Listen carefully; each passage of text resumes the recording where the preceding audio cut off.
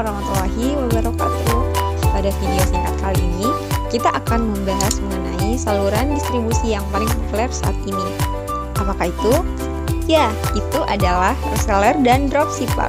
Kedua hal tersebut yang akan kita bahas pada kesempatan kali ini. Apakah kedua saluran distribusi tersebut cocok dengan bisnis yang akan kita lakukan ke depannya? Apalagi khususnya bagi para pebisnis pemula di luar sana. Nah, maka dari itu, mari kita simak video penjelasan berikut ini.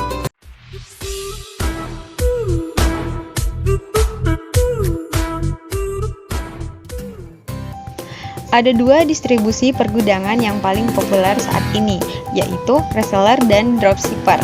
Kedua saluran distribusi ini adalah saluran distribusi personal dan pengembangan direct selling, di mana saluran ini begitu kuat pengaruhnya bagi UKM, khususnya bagi para pebisnis pemula, karena tergolong low budget dan high impact. Jika sistem direct selling masih menggunakan uang jalan, berbeda dengan dropshipper dan reseller yang merupakan pekerja lepas.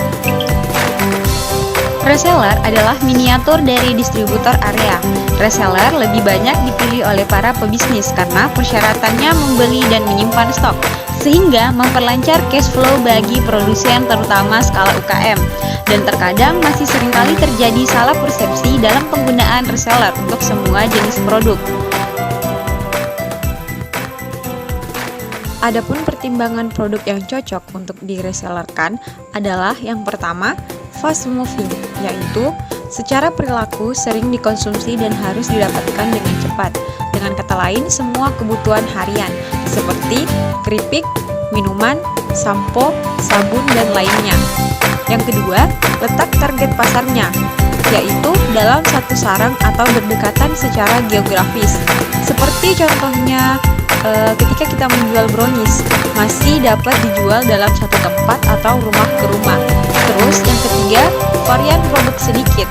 Contohnya, keripik dengan 3 varian rasa yang berbeda, seperti balado, pedas manis, dan original.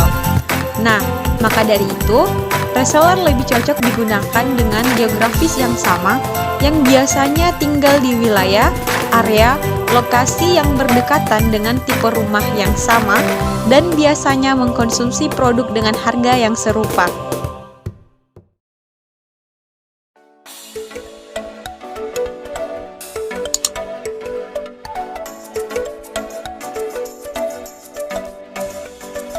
Dropshipper baru saja terjadi belakangan ini, setelah reseller menemukan pemborosan dalam pendistribusiannya, terutama pada produk yang target pasarnya tidak berdekatan atau tidak berbasis geografis, melainkan psikografis. Adapun pertimbangan produk yang cocok untuk di-dropshipperkan yaitu yang pertama, produk slow moving dan geografis yang acak. Kedua, varian produk beragam, dalam artian corak, ukuran, dan warnanya yang luas atau lebar, di mana hal ini membutuhkan modal besar untuk menyimpan stok, apalagi membuka outlet secara offline. Contohnya, sendal memiliki varian ukuran yang berbeda-beda setiap orang ataupun jenisnya, dengan lingkungan geografis yang acak. Tidak ada satupun orang yang berani menargetkan dalam satu geografis memiliki ukuran sendal sama setiap orangnya. Maka dari itu, sepatu tidak efisien untuk diresellerkan.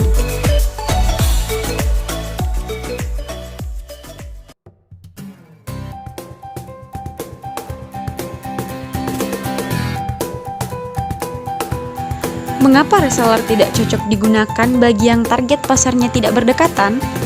Karena reseller membeli barang terlebih dahulu sehingga membutuhkan biaya pengiriman yang banyak. Dalam artian bahwa pemborosan ongkos kirim dalam satu Indonesia. Mungkin hal ini tidak jadi masalah, namun melihat di era saat ini, para pebisnis harus lebih kreatif dan inovatif lagi.